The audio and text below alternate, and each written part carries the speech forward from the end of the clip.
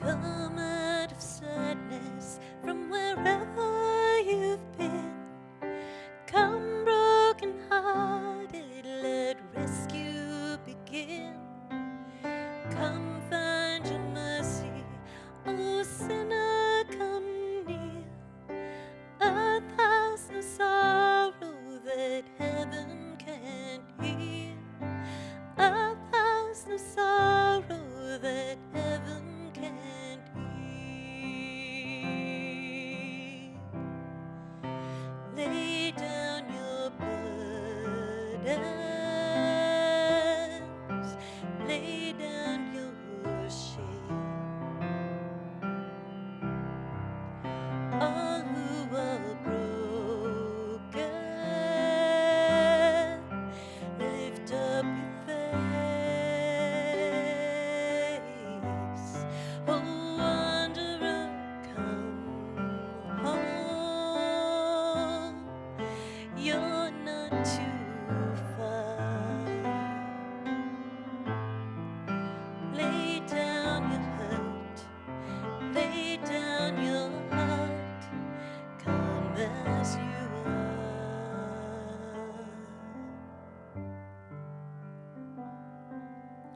During our Lenten journey, we focus on repentance.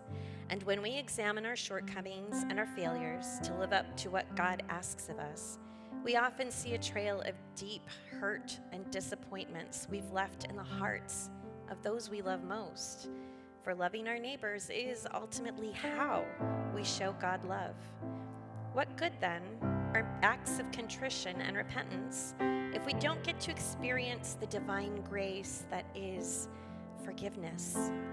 And how can we truly experience the power of being forgiven without learning ourselves the very difficult task of forgiving others? Sister Joan Chittister shares a lovely, insightful story on this topic.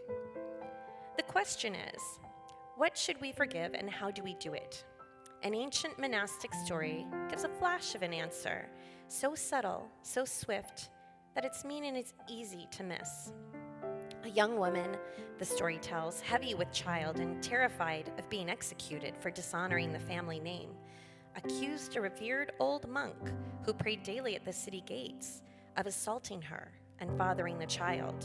The people confronted the old man with the accusation, but the old man's response to the frenzy of the crowd was a laconic, "Is that so?" as he gazed into space and went on fingering his beads. The townspeople, infuriated, drove the culprit out of town. Years later, the woman, exhausted by her guilt and wanting to make restitution, finally admitted that it was her young lover and not the old monk at all who was the father of her child. In fear for his life as well as her own, she had lied about the attack. Stricken with compunction, the townspeople rushed to the hermitage in the hills where the old man was still saying his prayers and leading his simple life. "The girl has admitted that you did not assault her," the people shouted. "What are you going to do about that?" But all the old monk answered was, "Is that so?" And he went right on fingering his beads. It's a disturbing story for those who want justice. It's an even more disturbing story for those who feel they have not been given it. But I have come to believe this story has a great deal to tell us about forgiveness. What other people do to us may have little or nothing to do with us, and may have little or nothing to do with forgiveness. The fact is that there is nothing to forgive in life if and when we manage to create an interior life that has more to do with what we are than what other people do to us. What we are inside ourselves determines how we react to others, no matter what they do. What we cannot forgive is what we have not supplied for ourselves, independent of the responses of those around us. We've all heard people say, "You can't hurt me." Often, we've even said it ourselves. The problem is, few of us mean it. Today, let's ask ourselves, how can we use the peace of Christ to keep ourselves more calm on the inside and not see every slight as personal, and learn to forgive those who are truly seeking our forgiveness.